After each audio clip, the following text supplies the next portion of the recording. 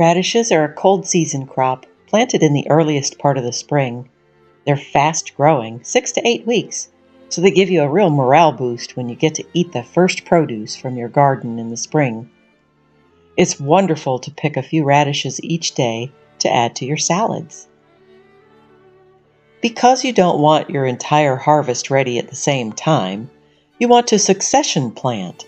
That means to plant a few now, wait a couple of weeks and plant a few more, and wait a couple of weeks and plant a few more, and so on. That way you can be eating your radishes for many weeks.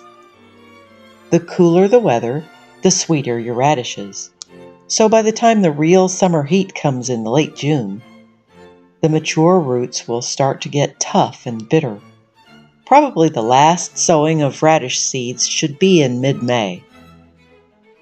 Here in Zone 6, these radishes were planted the last week of March. It's now the middle of April, so they've been growing for about 3 weeks. The tiny baby sprouts over here were planted a week ago and already are showing their happy faces.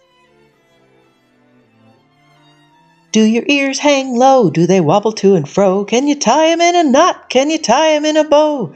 Can you throw 'em over your shoulder like a continental soldier? Do your ears hang low? Yes, I do. I sing to my plants. I actually sing little ditties from my childhood, American folk songs. My little plants like it.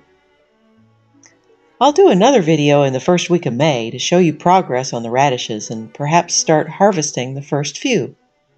Also at that time, I'm going to discuss companion planting, because right here in this row where the radishes are, I'm going to plant pepper plants. Pepper plants need a much hotter season, and by the time the pepper seedlings grow large enough, the radishes will be completely harvested. So this brings a whole new dimension into succession planting and companion planting. It's really not that difficult. It's just a matter of taking advantage of the space that you have for cold weather crops and then switching over to warm weather crops.